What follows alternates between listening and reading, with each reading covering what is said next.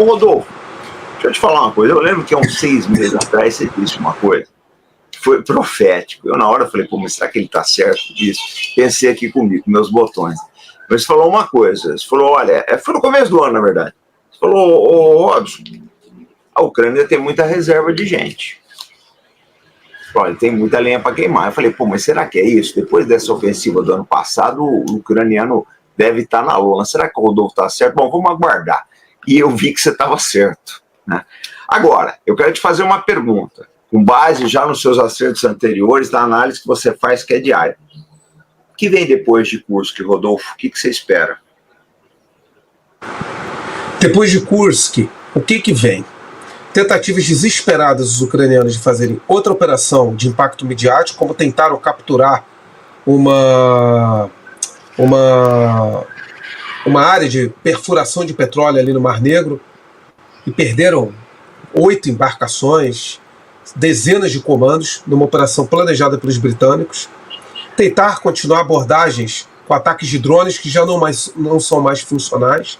Algum ataque demonstrativo com o Storm Shadow, com o Scalp, também para criar algum impacto, porque destruiu 2 caças no aeródromo, porque os russos vacilaram naquele ponto, enfim.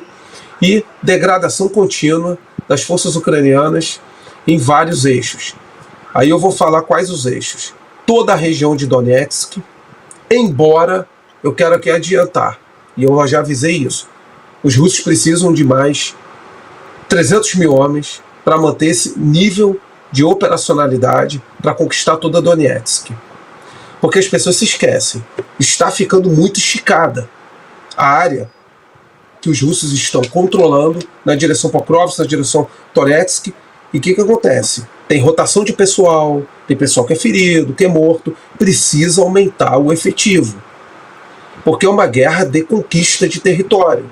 E não é, aí vamos fazer aqui pelo outro lado, não é simplesmente ocupar Pokrovsk, tem que consolidar, tem que fazer uma operação de limpeza diária, colocar postos de observação, tem que vir com unidade de engenharia, você sobrecarrega mais a logística, para justamente poder chegar àquele grupamento que está avançando, novos equipamentos a serem repostos. Então, precisa de mais efetivo.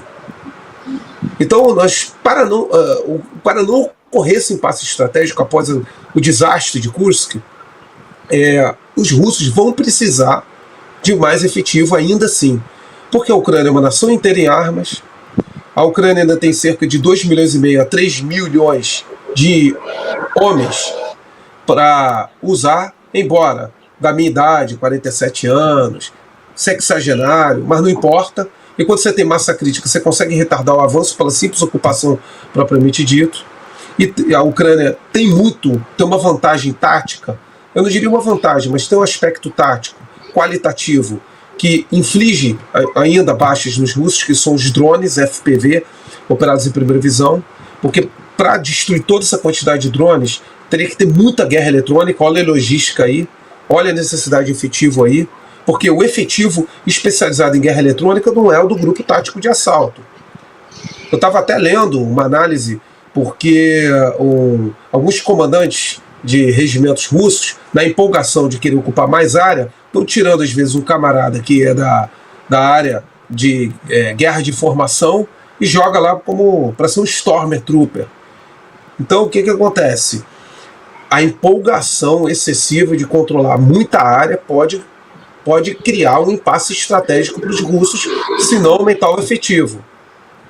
Vai ter que aumentar o efetivo, precisa de mais 300 mil homens para atingir seus objetivos estratégicos. Quais são os objetivos estratégicos? Ocupar toda a Donetsk, que falta 35% de toda a região. Pelo menos tomar Kupiansk e Izium, retomar, né? Kupiansk e Izium. Tomar Krasny-Liman, para poder criar, justamente ali naquela área de Kharkiv, a margem esquerda do rio Oskol, uma zona de segurança para Luhansk. E também para poder fazer uma manobra pelo norte de Slaviansk e Kramatorsk, que são as 2 principais cidades de Donetsk. Também outro objetivo dos russos, porque sem esse objetivo estratégico, os russos não vão ter êxito nesse conflito. Formar uma buffer zone na área de Kursk e na área de Belgorod. Ali, mais ou menos na área, criando, portanto, uma zona tampão de até 50 quilômetros, pelo menos, na área de Sumy e na área de Kharkiv. Não creio que vão tomar Kharkiv como uma metrópole, vão ter que fazer um cerco operacional e ela cair pela manobra, mas precisaria isso de 50 a 100 mil homens, que tem até metrô, imagina a complexidade disso. Então, para esses objetivos aqui que eu estou delineando, os russos precisam de mais efetivo. Eu nem estou falando de retomar a margem esquerda do Dnieper, tomar a cidade de Kherson, não estou falando de tomar Nikolaev, não estou falando de tomar Dnipropetrovsk, que é uma cidade grande, porque não é simples. Guerra de conquista de território não é simples. A massa crítica humana, o efetivo, faz a diferença. Claro que a interoperabilidade, tudo isso, mas o efetivo faz a diferença, até porque, repetindo, 40% das tropas empenhadas, engajadas, é efetivo, é a logística. Logística direta e indireta. É a evacuação, e aí incluindo a evacuação aeromédica, a reposição de munição, o abastecimento. Se não fosse uma guerra para ocupação de território, eu nem falaria da necessidade mais efetiva, porque aí o foco seria só a destruição do inimigo, a destruição do adversário. Então, aqui eu preciso fazer essa ressalva.